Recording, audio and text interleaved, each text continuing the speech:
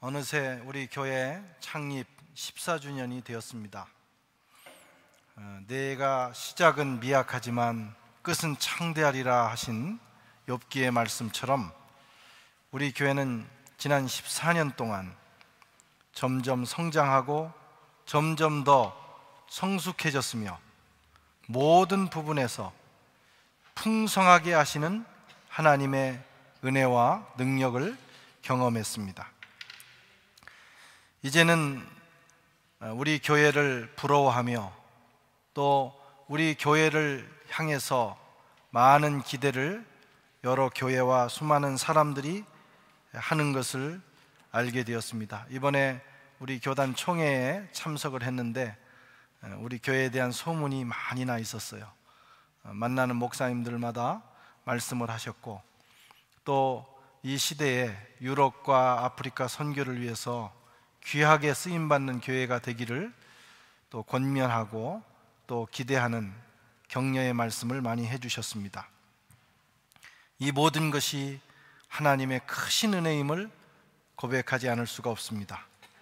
오직 하나님께 영광을 올려드립니다. 우리 교회는 2002년 9월 29일에 프랑스 파리 남쪽에 있는 물랭이라는 수양관, 약 50km 떨어진 곳이죠. 거기서 첫 예배를 드리며 시작이 되었습니다. 어린이 4명, 성인 10명, 그 가운데 대부분은 유학생이거나 이제 귀국을 하게 되는 주재원들이었어요. 우리 교회가 또 이름을 선한교회라고 하고 시작을 했습니다. 선한교회. 이번에 여러 교회를 설교를 하는데 어떤 교회는 이 선한교회라는 이 이름을 잘 기억을 못하고 선한목자교회 이렇게 주보에 올리고 또 스크린에 쏜 것을 봤어요. 그래서 교정을 시켜드렸는데, 우리 교회는 선한교회입니다. 선한교회라는 이름을 지은 이유가 있어요. 그것은 에베소서에 나온 대로 우리가 예수 그리스도 안에서 하나님의 선한 일을 위하여 지음을 받았나니, 우리 교회가 존재하는 목적이 뭐냐? 하나님의 선한 일을 이루어드리기 위해서 존재한다, 그런 말씀입니다. 하나님의 선한 일은 생명 살리는 일입니다. 우리 교회를 통해서 수많은 영혼들이 살아나고 회복되고 치유받고, 또 우리 교회를 통해서 하나님의 생명이 흘러감으로 이 사회가 새롭게 되기를 소망하는 마음으로 우리 교회를 세웠습니다. 그리고 지금까지 이 일에 저희들은 헌신했습니다. 돌아보면 수많은 위기가 있었어요. 우리가 잘 아는 대로 예배를 드릴 수 없는 위기, 교육관에 대한 또 소송, 여러 가지 정말 절박한 순간들이 우리에게는 많이 있었지만, 그러나 하나님께서 저희들을 자로 잰 듯이 인도하셨습니다. 그 당시에는 힘들어서 두려워하고 앞으로 어떻게 해야 되나 걱정했지만, 지나고 나서 보니 하나님의 뜻이 있었고, 하나님께서는 그 순간에도 쉬지 않고 일하시면서 저희들을 인도해 주셨습니다. 교회와 목회와 선교와 성도들의 삶을 인도하셔서 오늘에 이르게 하셨습니다. 앞으로도 우리 주님께서 더욱 크신 은혜와 능력으로 우리 교회를 성장시켜 주시고 사명을 감당하는 교회로 세워주실 줄로 믿습니다.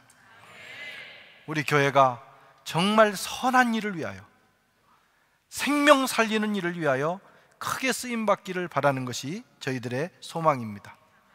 겨자씨가 땅에 떨어져서 땅에 떨어질 때는 눈에 보이지 않는 작은 겨자씨지만 그것이 자란 다음에는 새들이 와서 깃들인다 그랬어요.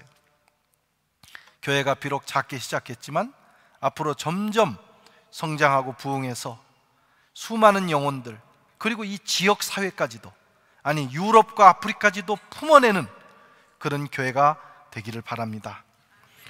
오늘 우리가 읽은 말씀은 사도 바울에게 하나님께서 계시하신 교회에 대한 말씀입니다.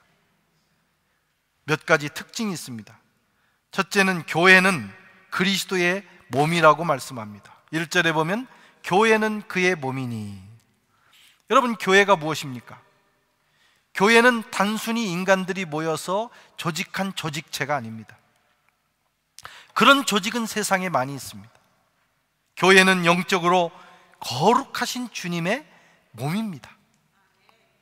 부활하신 주님은 지금 하늘 보좌 승천하셔서 하늘 보좌 우편에 앉아 계십니다. 그러나 그 주님은 동시에 오늘 여러분과 저와 함께 여기 계십니다. 어떻게 해요? 교회를 통해서. 주님의 영적인 몸이신 교회를 통해서 우리 주님은 지금 이 시간 저와 여러분과 함께 거하신다, 이런 말씀. 교회는 주님의 승천과 다시 오시는 재림 사이에 주님께서 성도들과 함께 하시는 주님의 현존 방식이에요. 여러분, 주님이 어디 계십니까? 교회에 계십니다. 우리가 어떻게 주님을 만나고 주님을 경험할 수 있습니까? 주님의 몸된 교회를 통해서 이루어지는 거예요. 주님은 어떤 모습으로 계십니까? 교회의 모습으로 계셔요. 그래서 교회가 중요하고 교회의 사명이 중차대한 것입니다. 지상에 살고 있는 우리는 주님의 영적인 몸인 이 교회를 마치 주님을 대하듯이, 주님을 사랑하듯이 사랑하고 대하고 존경하고 섬기고 가까이 해야 합니다. 여러분, 그것이 주님의 뜻이에요. 육신의 눈으로 볼 때는 교회는 어쩌면 보잘것없는 그런 조직과 같습니다. 초라하고, 또 여기 모인 사람들이 세상에 잘 나가는 사람들에 비하면 훨씬 못할 수도 있어요. 그래서 우리가 무시하고 멸시하고 교회의 멤버가 된, 그리스도의 몸의 지체가 된 우리까지도 교회를 쉽게 여길 수가 있습니다. 그러나 교회는 그런 곳이 아닙니다. 그리스도의 몸이에요. 그리스도께서 우리와 함께 하시는 현존 방식입니다. 그래서 우리는 교회를 사랑하고 존중해야 하는 것입니다. 어떤 사람들은 생각하기를, 주님이 오시면 주님을 존경하고 사랑하고 헌신하고 섬길 것이다. 그런데 교회는 아니다, 이렇게 생각하는 분들이 있어요. 그러나 사실은 그렇지 않습니다. 여러분, 교회를 주님의 영적인 몸이신 교회를 존중하고 사랑할 수 없는 사람은 주님이 이 땅에 오셔도 주님을 역시 그렇게 대하는 거예요. 2000년 전에 우리 주님이 하늘 보좌를 버리시고 이 땅에 육신을 입고 오셔서 팔레스틴 땅에서 33년 동안 그 백성들과 함께 사시고 함께 거니셨습니다. 그러나 사람들이 어떻게 했어요? 주님의 그 초라한 모습을 멸시하며 갈릴리에서 무슨 선한 것이 나겠느냐 말하며 주님을 인정하지 않았습니다. 주님께서 하늘 권세를 가지고 기적을 베푸시고 풍랑을 잔잔케 하시고 죽은 자를 살리시면서 그에게 신성이 있음을, 그가 하나님의 아들임을 스스로 증명하셨지만 강팍한 그의 백성들은 주님을 인정하지 않고 결국은 그 주님을 십자가에 못 박는 죄를 범했어요. 이사야서 53장 2절에 3절에 보면 함께 읽어보겠습니다. 그는 주 앞에서 자라나기를 연한 순 같고 마른 땅에서 나온 뿌리 같아서 고운 모양도 없고 풍채도 없은즉 우리가 보기에 흠모할 만한 아름다운 것이 없도다. 그는 멸시를 받아 사람들에게 버림을 받았으며 간고를 많이 겪었습니다.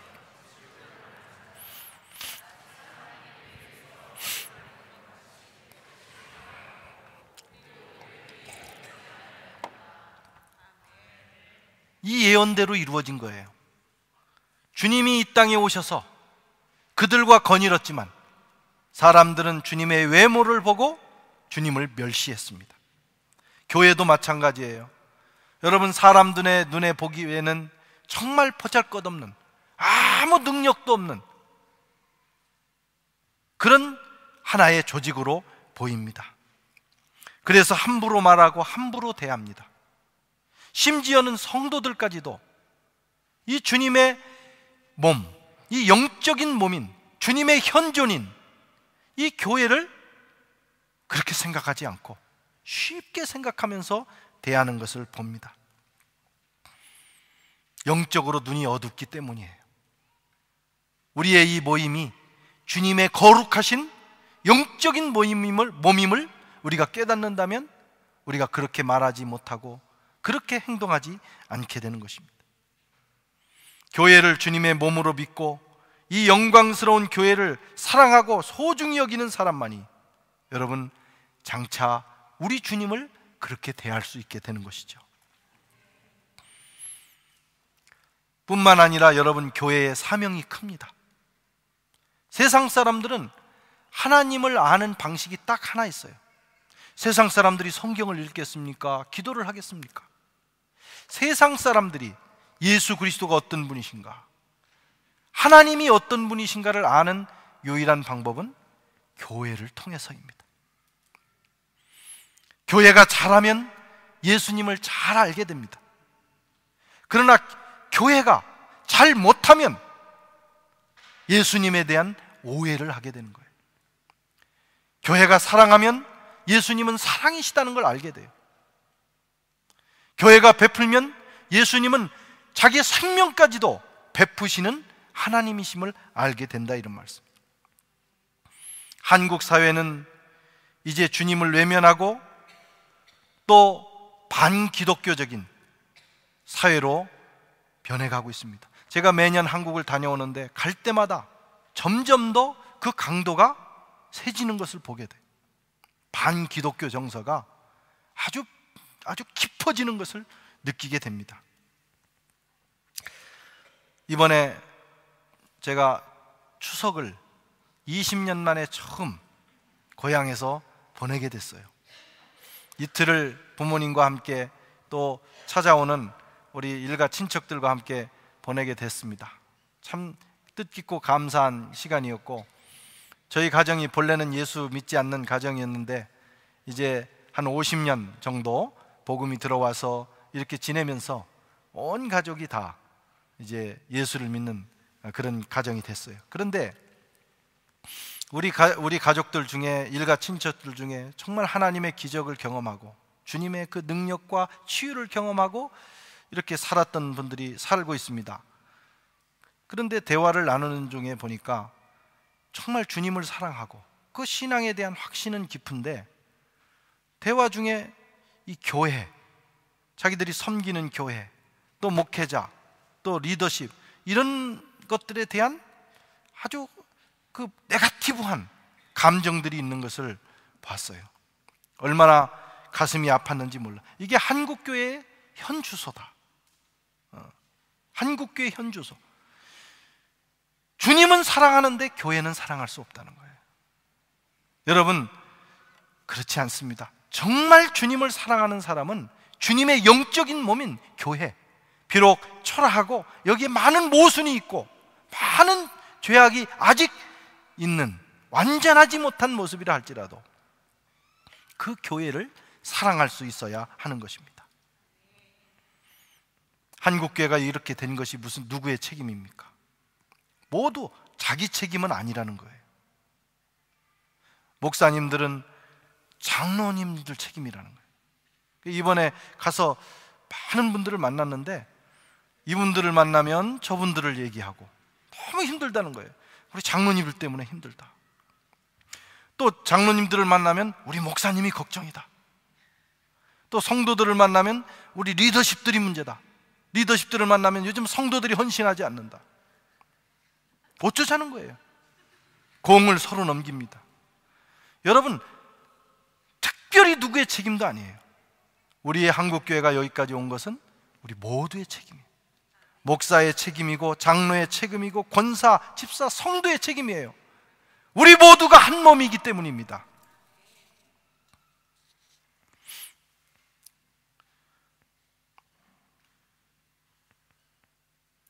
우리 모두가 그런 책임의식을 가지고 살아갈 때 교회는 건강해지고요, 그리고 세상 사람들은 건강해진 교회를 통해서 하나님의 모습을 보게 되는 것이에요. 그것이 우리의 사명인 줄로 믿습니다. 바라기는 우리 파리 선한교회는 앞으로 계속해서 그렇게 건강해지는 교회가 되기를 바라고, 물론 문제가 없을 수는 없어요. 주님 나라 갈 때까지 모든 교회는 초대교회부터 지금까지 문제를 안고 있습니다. 그럼에도 불구하고 건강한 교회가 있고 점점 병약해지는 교회가 있다. 몸과 같기 때문에 건강한 교회가 될 수 있도록 우리 모두가 교회를 아끼고 섬기고 사랑할 수 있어야 하겠습니다. 그렇게 되다 보면 여러분, 우리 교회를 통해서 이 많은 이 유럽의 수많은 사람들이, 아니 우리 고국 교회가, 절망 가운데 있는 고국의 교회가 새로운 희망을 얻는 날이 올 줄로 믿습니다. 교회는 또한 성도와 그리스도의 생명의 연합이라고 말씀합니다. 우리는 그의 몸의 지체임이니라. 에베소서 5장 30절에 그렇게 돼 있어요. 우리는 그의 몸의 지체이니라. 주님은 교회의 머리가 되시고 우리는 그의 몸의 지체입니다. 주님과 우리가 교회 안에서 한 몸이 되었습니다. 생명, 운명 공동체가 되었다는 거예요. 여기에는 몇 가지 중요한 의미가 있는데, 첫째는 여러분, 주님과 우리가 영원한 관계 속으로 들어간 거예요. 영원한 관계. 우리 몸에 있는 이 지체가 붙었다 떨어졌다 할 수 없습니다. 그렇죠? 오늘은 오른팔이 좀 별로 필요 없으니까 이렇게 빼가지고 놓고 갈 수는 없잖아요. 항상 이 지체는 몸에 붙어 있어야 돼요. 영원한 운명 공동체가 된 거예요. 물론 이제 앞으로 미래 시대는 사이보그 시대입니다. 그래서 사람이 이제 오른팔이 좀 고장이 나면 그 가게에 가가지고 내 팔하고 맞는 오른팔을 하나 사다가 이거 갈아 낀다는 거예요. 그래서 거의 로봇처럼 이 가령 심장 정도만 놔두고 다 이렇게 바꿔 끼고 필요 없으면 빼내고 하는 시대가 옵니다. 참 말세죠. 몸은 본래 그런 게 아니에요. 몸은 모든 지체가 하나가 돼 있어야 되고 함께 붙어 있어야 하는 것이, 그게 바로 몸입니다. 몸신학, 교회의 몸신학은 바로 그런 거예요. 우리는 우리의 필요를 따라 주님께 붙었다 떨어졌다 할 수 없습니다. 한번 붙어 있으면 영원히 붙어 있어야 되는 거예요. 때로는 성도가 실족하여 미끄러지고 넘어지고 방황할 수도 있습니다. 신앙생활 하다 보면 교회 생활이 만만치 않아요. 내 성격하고 안 맞는 사람이 꼭 옆에 있어요. 꼭 그런 사람을 또 교회에서 붙여놓는 것 같아요. 여기로 피해보고 저 자리로 피해보면 꼭 그 간 자리에는 과거보다 더 흉악한 사람이 있을 수도 있어요. 너무 힘들어요, 교회 생활이. 또 살다 보면 서로 성격이 맞지 않아서 부딪힐 때도 있어요. 그렇다고 해서 교회를 떠날 수는 없어요. 떠나는 것은 주님의 몸을 이탈하는 것입니다. 그것은 바르지 못합니다. 힘들고 어려워도 거기서 버티고 같이 견뎌나가다 보면 성장하고 성숙하는 거예요. 건강해지는 거예요. 어떤 분들은 그렇게 떠나시는 분들이 있습니다. 요즘 한국 교회에 가나안 교인이라는 용어가 생겼어요. 가나안 교인. 그게 뭐냐면 안 나가 교인을 거꾸로 한 것이 가나안 교인이랍니다. 신앙도 있고 주님도 사랑하는데 교회 생활은 못하겠다 이게. 그래서 교회에 안 나가는 교인이 늘어나는 거예요. 그러나 그것은 주님의 뜻이 아닙니다. 여러분, 비록 교회 생활이 광야와 같은 순간이 온다 할지라도 그 어려운 순간이 교회를 이탈하라는 것이 아니라 그 안에서 나를 낮추고 나를 훈련시켜서 더 성숙한 그리스도인이 되라는 하나님의 메시지예요. 피하면 건강할 수 없어. 물론 교회의 책임이 큽니다. 그래서 우리는 좋은 교회, 분위기 좋은 교회를 만들어야 돼.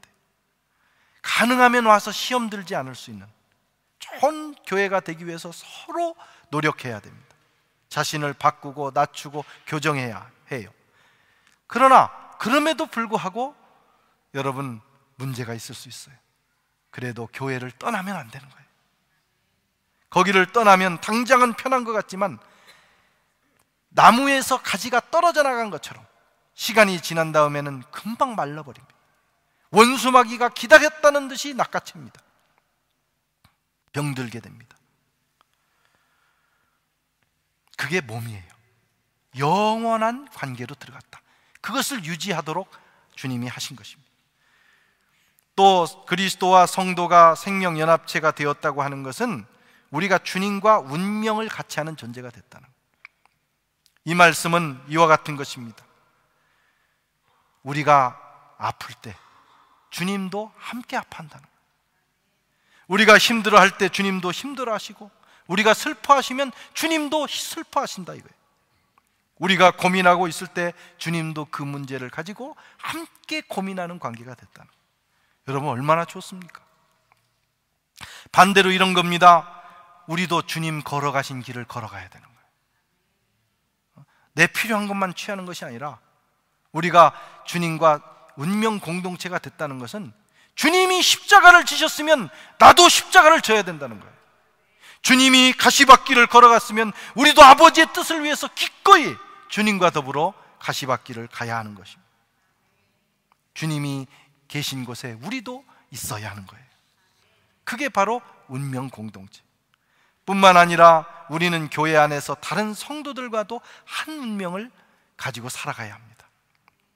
이웃이 기뻐할 때 나도 기뻐해야 돼요. 그런데 이웃이 기쁜데 슬픈 사람이 있어요. 사촌이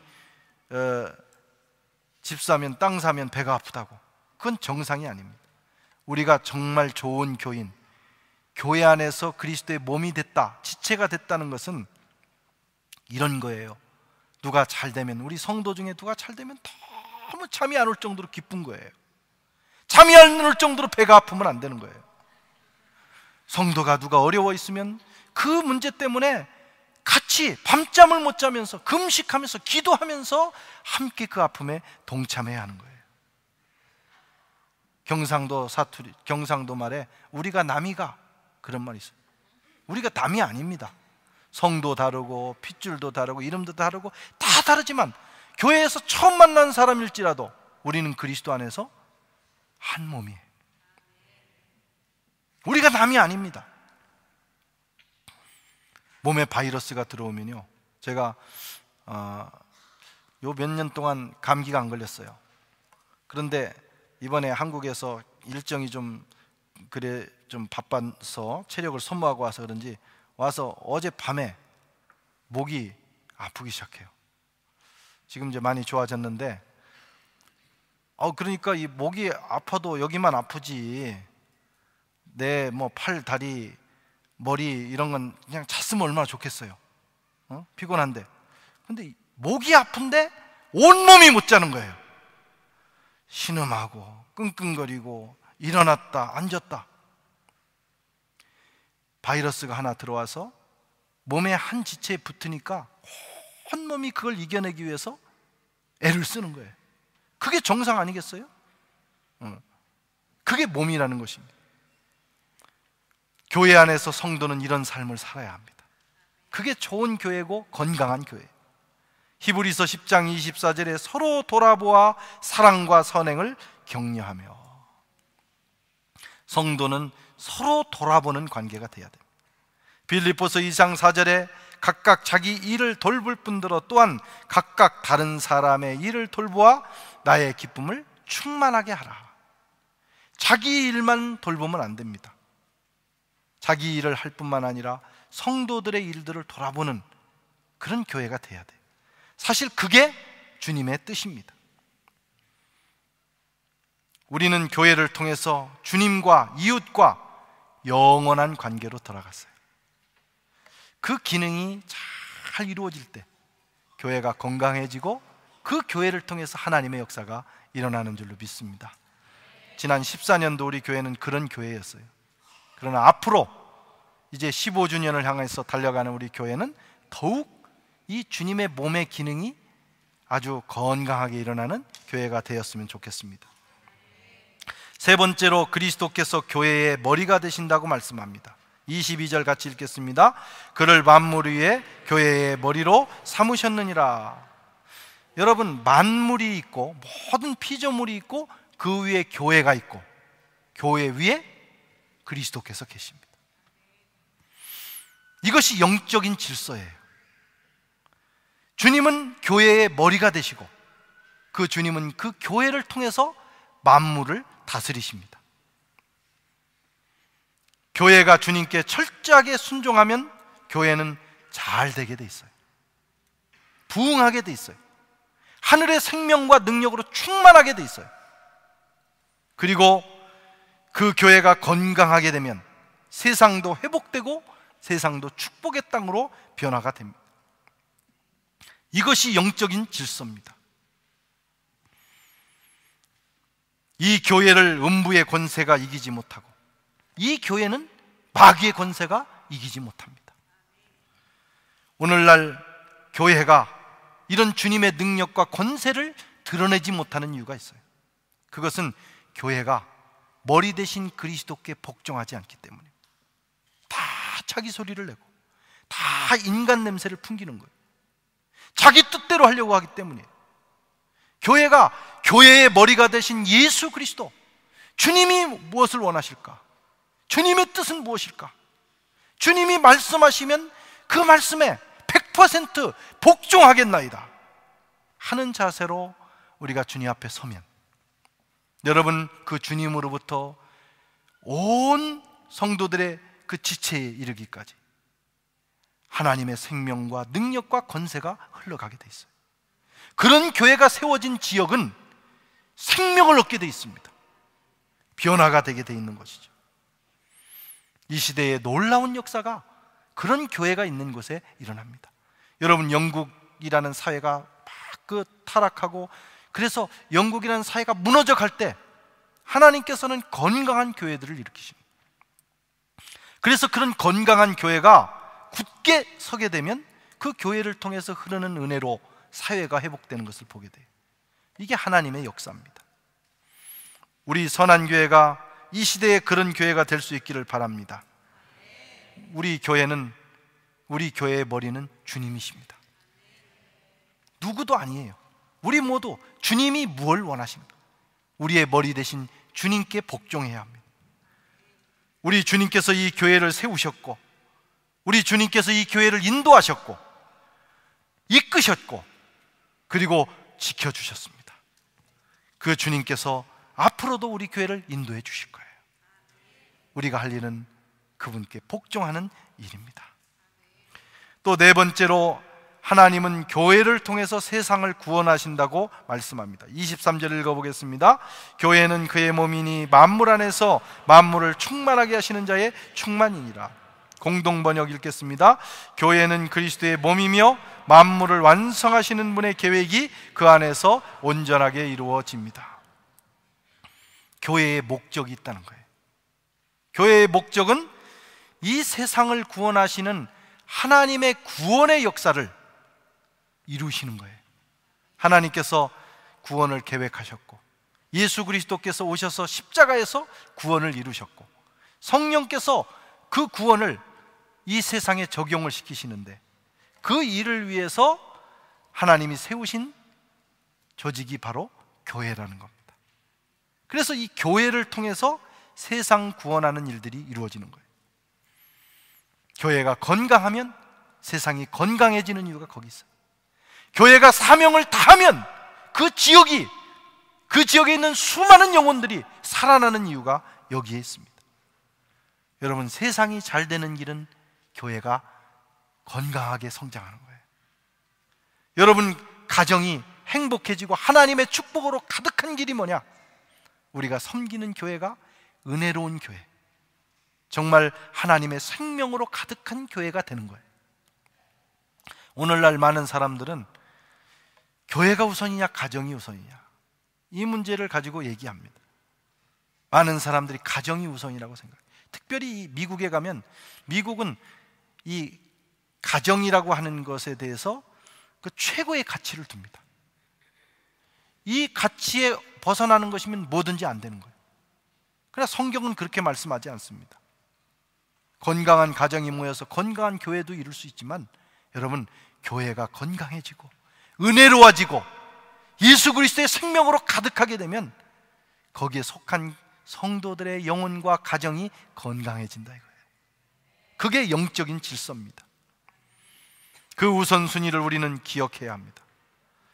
우리가 속한 선한 교회가요, 날마다 하나님의 은혜가 흘러넘치는 교회가 된다면 여러분의 가정, 여러분의 건강, 여러분의 사업, 직장, 여러분의 후손들까지 하나님의 평안과 은혜와 능력이 흘러가게 되는 거예요. 교회가 시끄럽고 싸우고 은혜가 떨어지면 또 거기 속한 성도들의 가정도 불행해져요. 그래서 좋은 교회가 되도록 서로 노력해야 돼요. 제가 신학생 때 금호동에서, 서울에 있는 금호동에서 자취를 할 때가 있었습니다. 근데 제가 잘 아는 분이 섬기시는 그 교회가, 교회 분쟁이 일어났어요. 교회가 분쟁이 일어나면 세상보다 더 못합니다. 무식하게 싸우는 거예요. 세상 사람들은 술이라도 한 잔 마시고 딱 화해라도 하는데, 이 교회가 분쟁이 일어나면요, 기도하면서 밝은 정신을 가지고 서로의 잘못을 기억하면서 막 계속 싸우는 거예요. 이거 화해할 길이 없어요. 그리고 당회를 하면서 장로님들은 목사님을 소파에 집어 던지고 더 막 서로 이래 하면서 막 분쟁이 일어나요. 너무 불행한 교회가 됐어요.